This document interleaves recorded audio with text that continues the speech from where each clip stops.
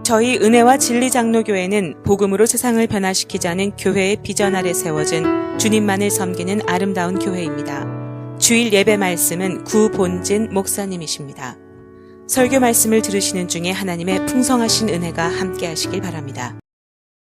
우리 여러분 추수감사주일을 맞이하면서 벌써 이제 한 해가 다 지나가고 있죠. 이제 며칠, 한 달 정도 이제 지나면 벌써 2013년도가 지나게 되는데, 올 한 해 동안 우리에게 하나님께서 허락해 주신 감사의 일들이 어떤 것들이 있나 여러분 한번 생각해 보실 수 있기를 바랍니다.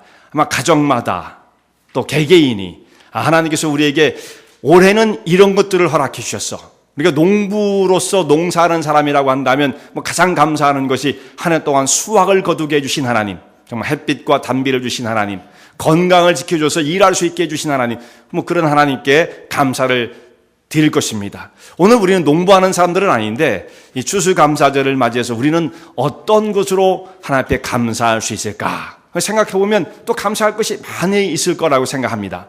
어떤 분은 새로운 그 사업을 시작한 분들도 계시잖아요.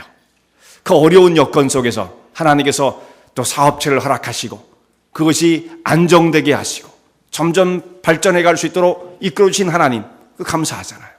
또 어떤 사람에게는 이런 걸 주셨잖아요. 새로운 자업을 주신 분이 있어요. 새로운 자업을. 자업이 없어가지고 막 고통을 당하고 마음이 우울하고 늘 불안했는데 또 하나님께서 길을 열어주셨다. 그런 분이 계시다는 말씀이에요. 또 어떤 가정은 우리 가정에 하나님께서 손자, 손녀를 주셨어요. 그런 분들도 계실 거고. 네. 또 어떤 가정은 우리 자녀가 이번에 대학을 진학하게 되었습니다. 그런 가정도 있을 것입니다. 또 이렇게 여러 가지 다 제가 열거하지 못하는 감사의 그런 제목들이 많이 있으실 것이라고 생각해요. 그런데 어떤 분은 반대의 경우가 있을 거라고 또 생각합니다. 어떤 사람은 저는 사실상 하나님 앞에 감사할 수 없는 상황 가운데 빠져 있어요. 그런 분도 계실 것 같아요. 저는 마음이 지금 상당히 우울합니다. 그런 분이 계실 수가 있겠죠. 저는 하늘마다 안 돼요. 올해는 실패를 했습니다. 이런 분도 계실지 몰라요. 사업이 점점점 안 됩니다.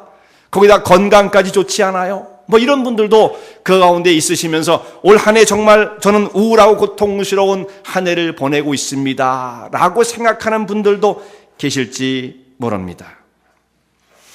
하나님의 백성들이 하나님의 뜻을 따라 하나님의 뜻대로 살기를 원하고 믿음대로 살려고 하는데도 불구하고 왜 우리에게 이런 고통과 아픔이 찾아오는가? 왜 심지어 억울한 일까지 나는 당해야 되는가? 정말 그런 마음을 가지고 고통을 당하는 분들도 이 가운데 계실지 모릅니다. 충성된 마음을 가지고 믿음을 가지고 하나님을 바라보는 백성이라고 한다면 하나님께서 그런 백성들을 잘 돌봐주셔야 그게 원칙이잖아. 그게 맞는 건데 왜 이게 잘 안 될까? 답답한 마음을 가지고 계신 분들도 있을지 모르겠어요. 근데 사람들은 그런 어려운 일을 만나면 감사가 이제 다 사라지고 대신에 그 마음속에 어떤 마음이 찾아듭니까? 원망과 불평의 마음이 마음속에 젖어들고요. 마음이 정말 우울할 수가 있어요. 사람이 감사를 잃어버리면 나는 감사도 안 하고 억울하지도 않아, 아무렇지도 않아. 그런 사람은 없습니다.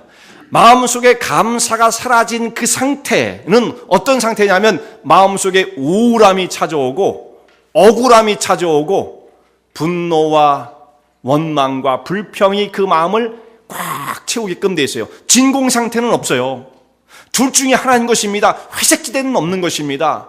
감사의 마음으로 내 마음이 충만치 못하면 대신에 그 심령 속엔 불평과 원망이 마음속에 가득하다. 이런 말씀이에요. 그런데 그리스도인들은 환경 때문에 때로는 감사도 하고 환경이 나빠지면 나는 불평이 들어오고 원망할 수밖에 없어요. 그렇게 환경에 의존해서 감사도 하기도 하고 때로는 불평도 하기도 하고 그렇게 사는 자들이 아닌 것입니다. 우리의 감사의 조건은 절대 환경에 달려있지 않습니다. 성도들은 때로 고통이 와도 또 슬픈 일을 만나도 어려운 일을 겪는다 할지라도 그 모든 것을 극복하고 그 위에 이거 모든 것들을 초월해서 허락해 주신 하나님의 사랑과 그 근본적인 은혜를 마음속에 간직하고 있기 때문에 때로 마음속에 우리 형편에 고통스러운 일이 와도 그것 때문에 감사가 식어지는 것은 아니에요. 오히려 하나님께서 베푸신 그 사랑, 변질될 수 없는 그 사랑을 마음속에 간직하고 하나님을 바라보고 주님을 찬양하며 감사하는 것입니다. 고통이 있어도 때론 어려움이 있어도. 그런데 성도 여러분, 그때 하나님을 향해서 기쁨과 은혜로 감사를 드리면 감사는 감사로 끝나는 게 아니에요. 감사는 기적을 만들어내는 것입니다. 감사는 기적을 체험하게끔 만들어주는 것입니다. 그래서 감사하는 사람은 더 계속해서 감사할 일이 많아져요. 여러분 믿으세요? 감사하는 사람은 더 감사할 일이 많아지고요. 불평과 원망하는 사람들은 더 불평과 원망하는 일이 계속 많아지는 겁니다. 자기가 선택하는 거예요. 뭘 선택하실 겁니까, 여러분? 불평하는 사람, 원망하는 사람, 환경이 좋아져도 별로 그것이 달라지지 않습니다. 지금 내가 여러 가지 여건들 때문에 감사하지 못한다. 내가 환경이 좋아지면 감사하겠지. 그런 생각할지 모르지만 지금 이 상황이 달라지고 좋은 일이 아무리 벌어져도 별로 감사의 마음이 안 생겨요. 뭐 트집 잡을 거 없나 이러고 생각하는 거죠, 사람이. 진짜 이상하죠? 감사는 그러니까 우리의 심령 속에 이 속에 들어있는 것이지 외부적 요건 때문에 감사할 수도 있고 안 할 수도 있는 그런 것이 아니란 말씀입니다. 바울과 신라의 오늘 이 말씀, 사도행전 16장의 말씀을 읽게 되었는데요. 바울과 신라가 하나님의 뜻대로 순종을 했어요. 내가 생각하고 내가 계획하고 했던 일들이 아니라 하나님의 뜻대로 순종을 했습니다. 이 사람들이 원래 전도를 하려고 했던 것, 선교를 하려고 했던 데는 지금 터키 지방, 소아시아 그 지역을 돌면서 복음을 전하고 교회를 돌아보는 일, 이렇게 하고 우리가 전도 여행을 하겠다 계획을 하고 출발했는데 그 일이 안 되는 거예요. 계속 길이 막히는 겁니다. 그러면서 하나님께서 바울의 심령을 감동하시면서 꿈으로도 보여주시기를, 야, 너희가 전도할 때는 이 지역이 아니라 저 유럽의 마게도니아 지역 빌립보에 가서 복음을 전해야 한다 라고 하는 새로운 비전을 열어주십니다. 하나님, 우리는 그런 계획 없었는데요. 그런데도 하나님께서 강권해서 바울과 신라를 그곳으로 보내시는 겁니다. 그러니까 바울이 하나님의 뜻을 깨닫고 순종을 해요. 내 뜻대로 고집하지 말고 하나님의 계획대로 순종하는 게 우리가 살아가야 할 길이니까 순종을 하자. 주의 뜻을 따라서 이제 소아시아 지역을 떠나서 배를 타고 유럽으로 가게 되어집니다. 하나님의 뜻대로 순종하니까 어떻게 되겠습니까? 주의 뜻대로 순종하면 모든 일이 다 잘 됩니까? 그런 것처럼 보입니다. 이 사람들도 두 사람이 바울과 신라가 하나님의 뜻을 순종해서 유럽으로 가서 빌립보에 들어가서 복음을 전하는데 뜻대로 순종을 했더니 정말 잘 되는 거예요. 처음에 루디아라는 사람이 이 사람들이 전하는 복음을 듣고 바울의 말을 전하는 증거하는 그 복음의 말씀을 듣고 마음이 열려서 하나님을 믿게 되어집니다. 그러면서 빌립보에 점점 믿는 사람들이 생겨나기 시작해요. 그러니까 맞다, 하나님의 뜻대로 순종하면 일이 이렇게 역사가 이루어지는구나 라고 생각할 무렵에, 그대로만 진행이 쭉 됐으면 얼마나 좋았겠습니까만 그런 생각이 들려고 하는 무렵에 한 사건이 발생하게 되어집니다. 어떤 한 여종이 있었는데, 빌립보에 사는 한 여종이, 이 사람은 슬레이브입니다. 종이에요. 근데 이 사람이 귀신이 들렸어요. 이 여종이. 그래가지고 귀신이 들려서 점을 치는데, 귀신 들려서 점 치면 어떻게 되겠습니까? 귀신같이 맞추는 거예요. 예. 이 귀신이 들린 사람은 말이죠, 다른 사람의 그 과거의 모습이라든지 앞으로 이루어질 일에 대해서 귀신같이 압니다. 그러니까 정말 우리가 그런 사람이 그렇게 얘기해 주는데 안 믿을 수가 없잖아요. 이렇게 귀신들을 점치는 것은 한국에서만 있는 것이 아니고, 한국에도 무당들이 강신무라고 그러잖아요. 강신무. 신을 받은 무당, 배운 무당 말고 진짜 신이 되는 무당은 귀신같이 맞추는 거예요. 그 맞히는 게 신기할 정도로 맞히죠. 못 맞히는 게 아닙니다. 그 무슨 역사냐? 귀신의 역사예요. 그러니까 미래를 다 안다고 그래서 여러분 그것이 다 훌륭하고 좋은 것이 아니라 귀신의 장난이라는 것을 그렇게 생각해야 합니다. 우리 앞길을 알고 싶어하는 사람도 있잖아요. 예수를 믿으면서도 저 위해서 좀 기도 좀 해주세요. 앞으로 무슨 일이 생기겠는가. 그거 점치는 거예요. 성령께서는 그렇게 역사하지 않으십니다. 그것은 귀신들이 하는 장난이라는 말씀이죠. 귀신같이 알아맞혔어요. 그러니까 여기에 이 귀신 들린 사람에게, 여종에게 점 보러 오는 사람이 손님이죠. 그러니까 손님이 많지 않았겠습니까? 돈을 짜질머지고 와서 이 사람에게 점을 치는 거예요. 그럼 딱딱 맞히죠. 소문이 더 났겠죠. 그래서 점점 유명한 점쟁이가 되었던 것입니다. 그래서 돈을 많이 벌었어요. 그런데 이 돈을 누가 버느냐면 귀신 들린 종이 버는 게 아닙니다. 이 사람은 점만 치는 거예요.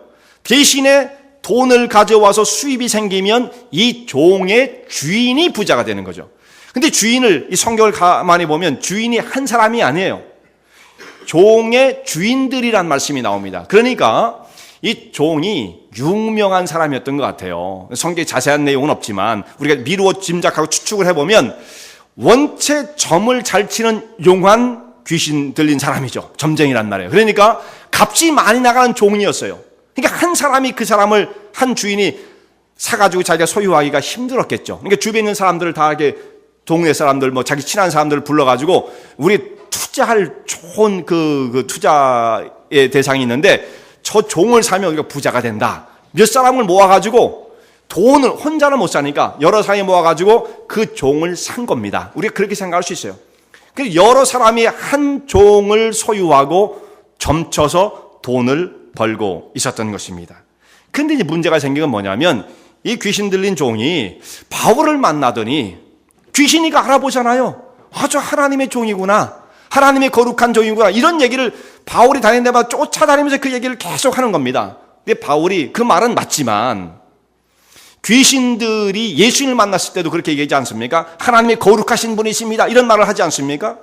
근데 귀신 들린 자가 그렇게 말하는 것을 예수님도 허락지 않으시는 것처럼 여기에 그 귀신 들린 여종이 바울에게 당신 하나님의 거룩한 종입니다. 이렇게 말하는 것을 바울이 듣고 괴로워서 예수 그리스도의 이름으로 명하노니 귀신아 내게서 나가라.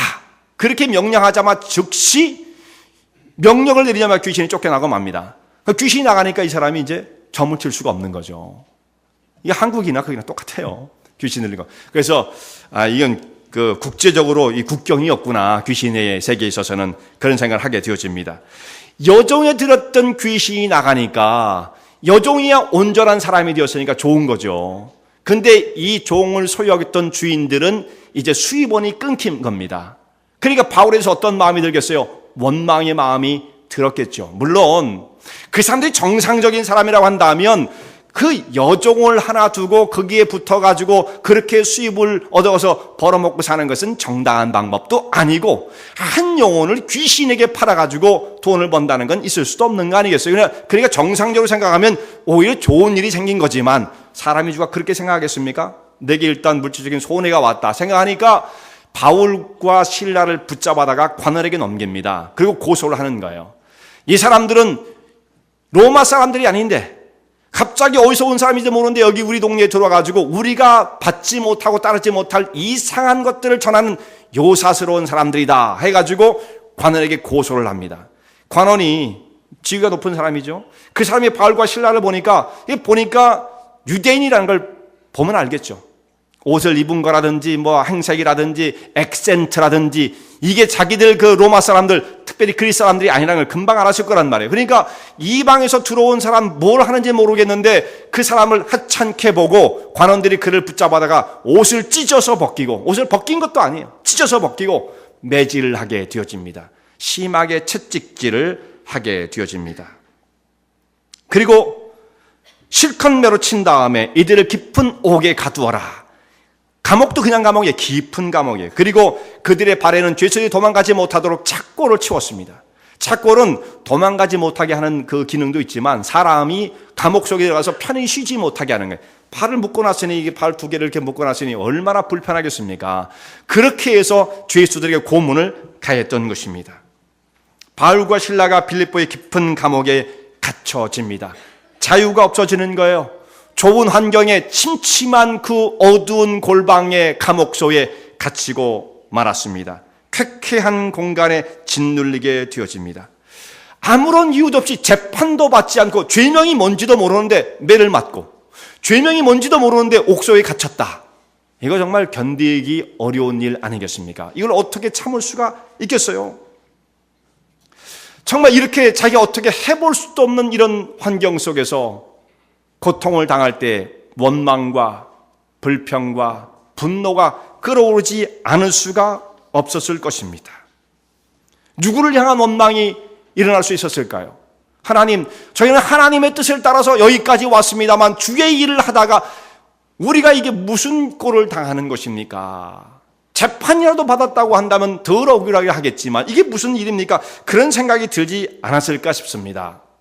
근데 바울과 실라가 오늘 성경의 말씀 보면 밤중쯤 일어납니다. 한밤중이에요. 영어 성경에 보면 about midnight 이렇게 돼 있어요. 한밤, 오밤중이죠. 한밤중. 최고의 그 밤이 깊었을 때 이들이 일어나서 무엇을 했느냐면 하나님께 기도를 드렸어요. 기도. 이 순서가 중요해요. 순서가. 오늘 성경 말씀이 그냥 기록된 것이 아니라 그 순서를 바르게 따라가는 것이 의미가 있습니다. 자, 저를 안 보려면 이 트랜슬레이터를 보세요. 예. 저를 안 보려면 예. 오케이? 예, 여기 보세요. 예. 여기 날 보지 말고. 예. 이들이 하나님 앞에 먼저 기도를 드립니다. 그리고 잠시 후에는 찬송을 드립니다. 이들이 드리는 찬송이 온 그 고요했던 그 감옥소에 쫙 퍼져나가게 되어집니다.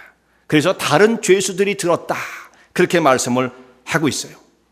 이들이 밤중에 일어나서 기도를 했다. 그리고 나서 어떻게 해서 찬송을 불렀는가?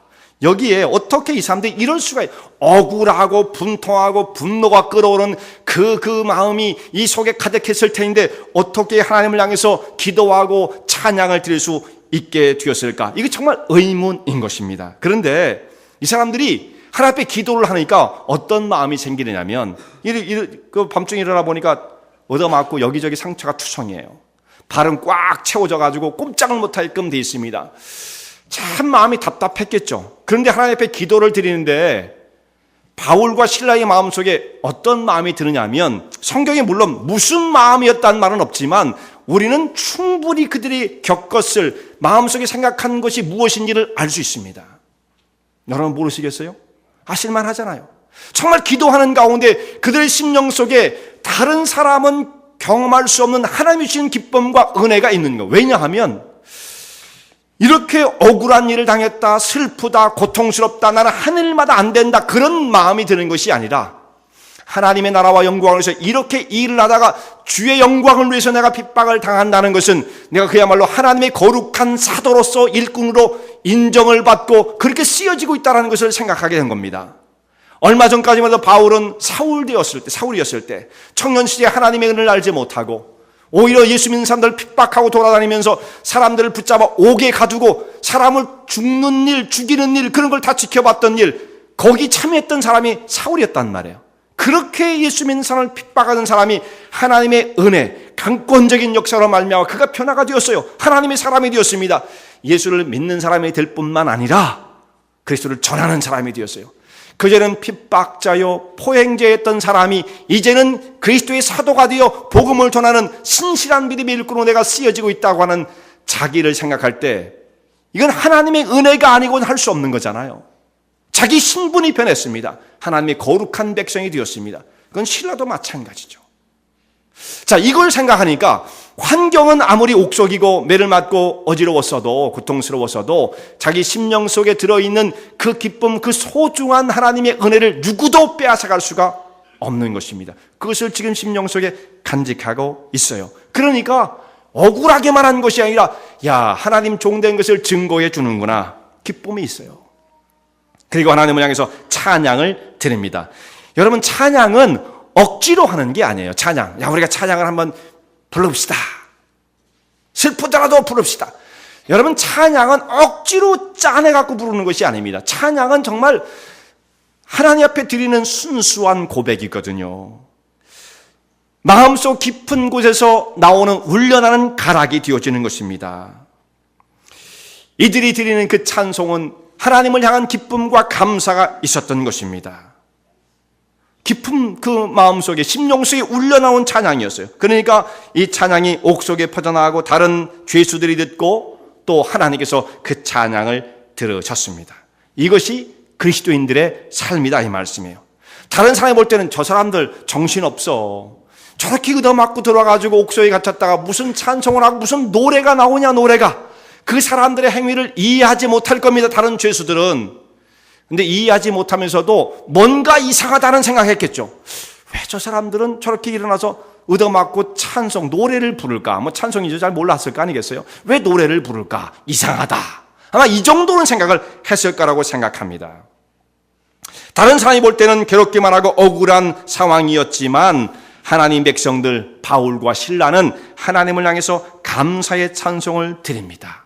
이게 어떻게 가능하냐 이거예요. 어떻게 가능합니까?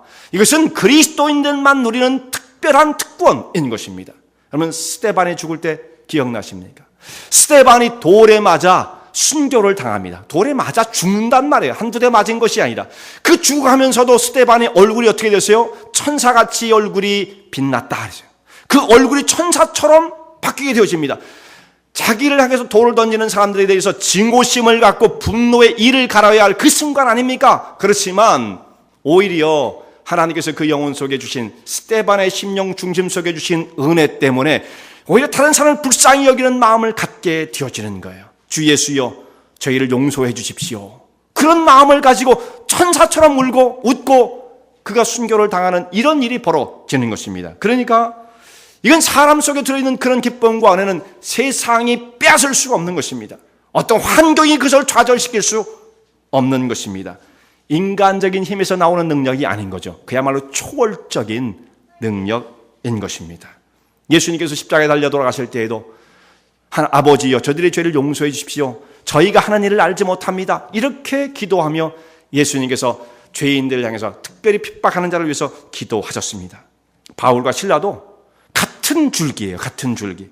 옥속에 갇혀 있지만 매질을 당하고 감옥 속에 억울하게 갇혀 있어도 이들 심령 속에 들어있는 평화를 빼앗지 못합니다. 이런 능력을 꺾을 수 있는 것은 세상에 없습니다. 그리스도인들은 어떤 환경 속에도 하나님을 향해서 감사하는 자들인 것입니다. 왜냐하면 내가 처한 환경은 아무리 고통스럽다 할지라도 그 위에 하나님께서 행하시는 주의 사역과 사랑은 이것보다 훨씬 더 위대하고 크기 때문입니다. 하나님을 찬양하며 감사를 드리는 이 바울과 실라의 이런 역사는 먼저는 말이죠. 심령의 문이 열려야 이게 가능한 거예요. 심령의 문. 가장 먼저 열린 것은 바울과 실라의 마음이었습니다. 매를 맞을 때 매를 맞으면서 기뻐할 사람은 아무도 없죠. 이거 도대체 우리가 왜 맞는 건가? 아마 고통스러웠을 거예요. 왜 이런 일이 우리에게 벌어지게 되었는가? 순종하며 여기까지 왔는데 왜 이 다음에 이런 일이 벌어질까? 아마 어리둥절했을지도 모릅니다. 근데 그 밤에 옥속에서 기도하는 중에 심령의 문이 열리게 되어져요. 그러면서 하나님께서 부으신 하나님의 사랑과 은혜가 무엇인지를 더 깊이 깨닫게 되어지는 것입니다. 마음이 열리니까 하나님의 사랑과 은혜를 발견하고 진정으로 기쁨으로 주님 앞에 찬양을 드립니다. 심령이 왜 그런지 이해할 수 없는 평온과 평화가 있는 것입니다. 그래서 하나님 앞에 찬양을 드리는 거예요. 심령의 문이 열렸죠. 심령의 문이 열리고 나니까 어떤 역사가 벌어집니까? 그 다음 단계 옥문이 열리는 거예요. 옥문. 옥문이라고 그러니까 우리 앤드류 전사님이 옥이 뭔지 모르겠다고. 예, 옥이 감옥이다. 그렇게 말씀을 드렸는데 옥문이 열리는 옥문이. 감옥문이 열리게 되었습니다. 정말 중요한 것은 우리가 하나님을 향해서 이 심령의 문이 열린다는 것, 이게 중요한 것입니다. 감옥 속에 갇혀 감옥문이 닫혀 있다는 것이 이게 불행한 일이 아니라 성도 여러분, 내 영혼이 하나님을 향해서 심령의 문이 닫혀 있다는 것, 혹은 다른 영혼을 향해서 마음이 닫혀 있다는 이 상태, 내가 감옥과 같은 그 환경 속에 내가 갇혀 있는 그것이 불행한 것이지 그냥 환경적으로 옥에 갇혔다는 그것만이 다는 아닌 것입니다. 내가 아무리 자유롭게 살아도 마음은 정말 감옥처럼 꽉 닫혀있는 그런 불행한 삶을 살아가는 사람들이 얼마나 많이 있어요. 내 마음대로 자유롭게 다 사는 것처럼 보여도 실제는 그렇지 않습니다. 심령의 문이 닫혀있는 사람, 감옥보다 더한 삶을, 고통의 삶을 살아가는 거예요. 누가 가뒀습니까? 자기 마음속에 그런 고통과 불행을 끌어안고 살아가는 사람들이 있다 이 말씀이죠. 그러니까 심령의 문이 열린다는 것, 이렇게 중요한 거예요. 그리고 옥문이 열리는 그 다음 단계로 옥문이 쫙 열리지 않습니까? 큰 지진이 나면서 이들을 가두고 있었던 옥토가 흔들리고 감옥문이 열려지고 이들을 붙잡고 있었던 착고가 다 풀려지는 놀라운 역사가 나타나게 되어집니다. 그리고 다 풀렸으니까 뭐 죄수들이 뭐 나 살려라고 막 도망가지 않겠습니까? 그런데 이날은 이상하게도 아무 죄수도 안 도망가. 그러니까 하나님의 그 역사 앞에 압도가 되는 거죠. 바울과 실라는 뭐 도망갈 이유도 없고 다른 죄수들도 아마 안 도망간 것처럼 보여요, 여기 보니까. 근데 밖에 있던 간수장이 죄수들이 다 도망간 줄 알고 자다가 깨보니까 옥문이 열렸거든요. 그러니까 자기 칼을 빼가지고 자기가 자결을 하려고 듭니다. 그걸 보고 있던 바울이 간수장을 말리는 거예요. 그렇게 하지 마시오. 우리가 한 사람도 안 도망갔습니다. 도망갈 이유가 없다. 죽지 마시오. 근데 그때 간수장이 뛰어들어와서 바울 앞에, 실라 앞에 무릎을 꿇습니다. 부복하여 무릎을 꿇었다. 무릎을 꿇었습니다. 우리가 어떻게 하면 구원을 받을 수 있겠습니까? 선생님들, 어떻게 하면 우리가 구원을 받을 수 있겠습니까? 간수장이 두려워 벌벌 떨며 그 앞에, 얼마 전까지만 해도 말이죠, 죄수를 갖다 사람 취급을 했겠습니까? 그 동물도 아닌 거죠. 뭐 그냥 갖다가 집어다가 그냥 옥소에다 갖다 집어 던진 그런 죄수들이었는데 간수장이 그 앞에 와서 벌벌 떨며 구원의 길을 묻습니다. 제일 처음에 바울과 실라의 문이 열리니까 옥문이 열리게 되어지고, 옥문이 열리고 난 다음에 거기서 끝난 것이 아니라 간수장의 마음이 열려요. 정말 심령의 문이 열리게 되었습니다. 그때에 구원의 길을 요청하는 이 간수장에게 바울과 실라가 주 예수를 믿으라. 그러면 너와 내 집이 구원을 얻으리라. 복음을 쏙 전하잖아요. 딱 그 찬스에. 그러니까 이때 안 믿을 사람이 어디 있겠습니까? 예수를 믿으면 저렇게 되는구나. 너와 내 집이. 그냥 그 사람만 믿은 게 아니라 그 온 가족이, 간수장의 온 집안 식구들이 다 그날 믿었다. 오늘 말씀이 그렇게 되어 있어요. 그래서 그저 하루아침에 빌립보에 교회가 세워지는 역사를 이루게 되었습니다. 그 전에 루디아라는 여인이 믿었지만 아직은 세력이 미미했어도 이제는 간수장이 믿으면서 전체 가족이 그 가운데 참여함으로 빌립보 교회가 왕성하게 세워지게 됩니다. 그러니까 처음에 핍박을 받고 매를 맞고 감옥에 갇혔을 때 바울과 실라가 왜 이런 일이 벌어졌는지 알 수가 없었을 것입니다. 왜 하나님 백성들에게 도와주지 않으시나? 뭐 그런 생각을 혹시 했을지도 모르지만 그야말로 합력해서 누리신 하나님의 역사. 사람이 하나님의 그 위대한 역사를 다 사람의 지혜로는 깨달을 수가 없는 거예요. 지나고 나면 알죠. 그런 하나님의 특별한 능력과 계획이 있으셨던 거구나. 놀랍게 되지 않습니까? 그래서 이 교회가 세워지게 되었습니다. 성도 여러분, 그리스도인들의 삶이 바로 이와 같은 것입니다. 단순하게 환경적으로 좋은 일 생길 때 감사하고, 환경이 나빠지고 억울한 일을 당했을 때 우리는 불평과 원망을 하고 이렇게 하면서 살아가는 것이 아닌 거예요. 환경이 변해도 내 영혼 속에서는 빼앗아갈 수 없는, 변할 수 없는 하나님께서 근원적으로 그냥 내 심령 가장 밑에 심어주신 그 풍성한 하나님의 사랑과 은혜로 말미암아 감사하는 것입니다. 그러니까 올해는 감사하고 내년에는 덜 감사하고 작년에는 이런 게 아니다 이 말씀이죠. 영원 무궁토록 어떤 환경 속에서도 하나님 앞에 감사를 드립니다. 변하는 세상의 조건에 감사의 이유가 달려있는 것이 아니에요. 그것과는 관계없이 부어주신 하나님의 풍성한 은혜가 있고요. 나머지 세상의 그런 조건들은 다 그냥 덤으로 온 것, 엑스트라 있어도 되고 없어도 되고 그 정도에 불과한 것입니다. 우리는 그것들만 막 세고 있죠. 더 중요한 감사의 조건이 있다 이 말씀이에요. 그런데 중요한 게 있어요. 그 근본적인 하나님의 은혜를 잊지 않고 감사를 드리면 어떤 결과가 벌어지느냐. 그러면 감사라는 일이 점점 많아져요. 그게 정말 복을 받는 비결이에요. 여러분 뭐 축복 얘기를 하잖아요. 제가 축복을 받으십시오 한다고 복 받는 게 아니라 정말 이 길을 분명하게 발견하고 깨닫는 성도가 되어서 하나님의 축복을 받는 것이 범사에 감사하는 거구나. 그럼 감사할 일이 점점점 더 많아지는 것입니다. 우리가 이것을 깨닫고 있으면 정말 축복을 받은 사람이에요. 하나님의 은혜를 받는 길이 어디에 있는가? 하나님 앞에 감사하는 거구나. 어느 때나 어느 상황 속에서도 하나님 앞에 감사하는 거구나. 이걸 깨닫고 있는 사람 정말 복된 영혼인 것입니다. 1620년에 영국을 떠난 120명의 청교도들이 대서양을 횡단해서 신대륙에 도착하게 되어집니다. 이들이 찾았던 것, 신대륙을 향해서 오게 되었던 것은 더 좋은 직장과 더 나은 경제적인 삶 이런 것들을 바라고 왔던 것이 아니에요.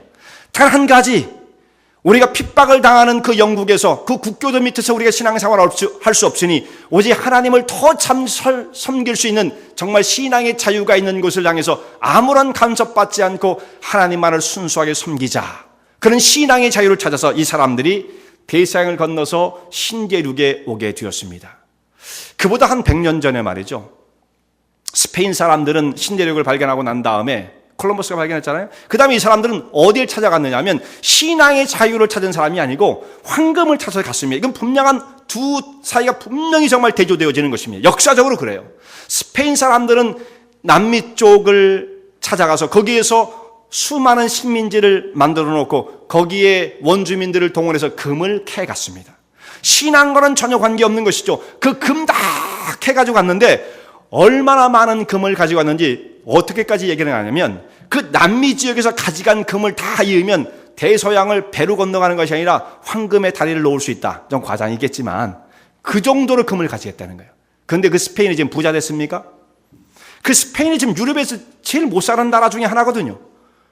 그 바로 옆에 있는 다른 나라, 못 사는 나라 중에 하나. 그만큼 금 가지고 경제적으로 부자 되는 것 아니다 이 말씀이죠. 아무리 가져갔어도. 그런데 신앙의 자유를 찾아온 사람들을 여러분 생각해 보십시오. 더 좋은 직업, 더 좋은 생활을 위해서 목적을 가지고 여기 온 것이 결코 아니었습니다. 하나님을 바르게 섬기고자 왔는데 이때 항해술이 발달하지 않았기 때문에 그 대서양을 건너는 게 얼마나 위험한 일인지 몰라요. 65일이 걸렸다고 그래요.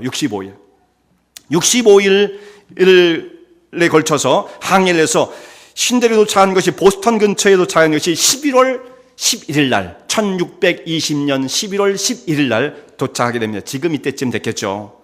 지금도 날씨가 오늘 굉장히 추웠는데 그때 날씨가 굉장히 추웠답니다. 그래서 이 사람들이 밖에 아예 무태 나가지를 못하고 이미 초겨울이 되었기 때문에 눈이 쌓여 끓여가지고 거기에 배에서 내리질 못하고 몇 사람들만 내려서 어디에다 우리가 자리를 잡을 수 있을까 정도로 탐험을 하고 다시 배로 돌아가서 완전히 그 긴 겨울을 배에서 지나게 되어집니다. 봄이 되었을 때 이제 육지에 간신히 이 사람들이 내리게 되어져요. 몇 개월을 배에서 지낸 거죠.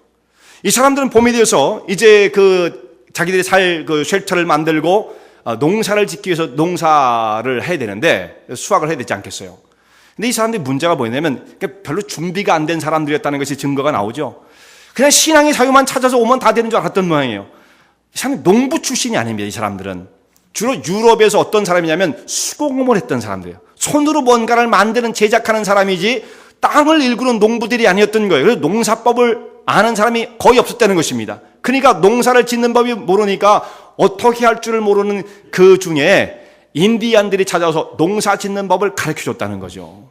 이게 정말 그것도 하나님의 은혜가 아니겠습니까? 농사 짓는 법을 가르쳐서 옥수수를 심어서 옥수수 재배하는 법을 그들로부터 배우게 되어집니다. 그리고 가을이 되었을 때 옥수수를 재배한 것을 추수를 하게 되어지고 그 첫 번째 수수한 걸 가져간 앞에 감사의 예배를 드렸는데 그것이 추수감사절, 추수감사 예배가 되었던 것입니다. 그런데 여기까지 오는 동안 그들이 얼마나 많은 고생을 했느냐면 102명이 출발을 했는데 1년이 지나고 나니까 몇 사람이 살아남았냐면 53명만 살아남았대요. 53명. 1년 동안 반이 죽은 겁니다. 아마 거의 대부분이 배에서 죽었을 거라고 생각해요. 그 좁은 공간, 그리고 부족한 영양, 풍토병, 추위 이것과 싸우다가 그 땅에 뿌리도 내리기 전에 한 절반 정도가 다 죽음을 당한 거예요. 그러면 어떻게 보면 말이에요. 죽은 사람은 오히려 편할 수 있어요. 남은 사람들이 얼마나 이 고통이겠습니까? 절반이 죽었다고 한다면 분명히 내 식구 가운데 한두 사람은 다 죽은 겁니다. 어떤 사람은 아내를 잃은 사람이 있을 것이고 어떤 사람은 남편을 먼저 보낸 사람이 있을 것이고 어떤 사람은 부모를 잃은 사람이 있을 것이고 어떤 사람은 자녀를 잃은 사람이 있을 것이고 대부분의 가족이 한두 사람 이상씩 자기 식구들이 다 죽어나간 거예요. 1년 동안 52주잖아요. 거의 50명이 죽었으니까 매주 한 사람꼴로 사람이 죽은 거고 매주 한 번씩 장례를 행했다고 생각해 보세요. 그게 얼마나 비극입니까? 자, 그런 일을 만났다고 한다면 이 사람들이 1년 지나고 이 추수를 했을 때 어떤 생각이 들겠어요? 하나님을 잘 섬기러 왔는데 우리를 이렇게 안 돌봐주신 하나님, 원망과 불평이 들어올 수 있지 않겠어요? 신앙의 자유를 찾아왔는데 여기서 이 살 땅이 못 되는구나, 야 우리 돌아가야 되는 거 아니냐라고 하는 깊은 회의, 이런 것이 들 만한 때가 아니었겠습니까? 근데 이 사람들이 그런 생각을 하지 아니하고 오히려 하나님 앞에 감사를 드렸습니다.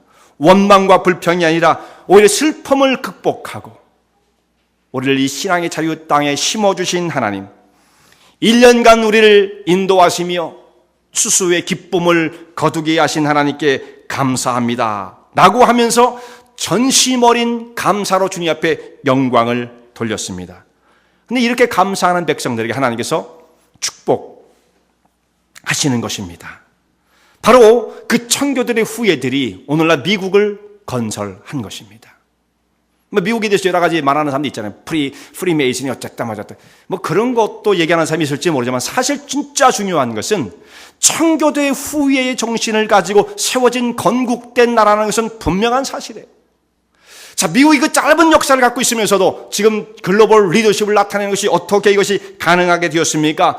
그 미미한 사람들, 그러나 황금을 찾지 아니하고 신앙의 자유를 찾아왔던 그 사람들이 미국을 건설하고 그 후예들이 신앙을 지켜나갈 때 미국이 전 세계를 리드하는 국가가 되었던 것입니다. 영어로 감사는 thank죠. thank. 이게 원래는 think에서 나왔어요. think, 생각하다. 똑같은 단어입니다. 사실은 어원이 같은 거예요. 그러니까 생각을 하는 사람이 감사를 하는 겁니다. 생각을 하는 사람이 감사하는 사람이에요. 깊이 생각하는 사람은 깊이 감사를 드려요. 바르게 생각하는 사람은 바르게 감사를 드리는 것입니다. 그러나 생각이 없이 환경에 사로잡힌 사람들은 뭐 하겠어요? thank가 없어지면 원망과 불평밖에 없다고 그러지 않았습니까? 그 중간은 없어요. 중간은 없습니다. 딱 나눠지고 마는 것입니다. 양진영이에요. 내가 감사하느냐 감사하지 않느냐로 딱 나누어지는 것입니다. 깊이 생각하고 바르게 생각하는 사람, 하나님 앞에 깊이 감사 드리는 것입니다.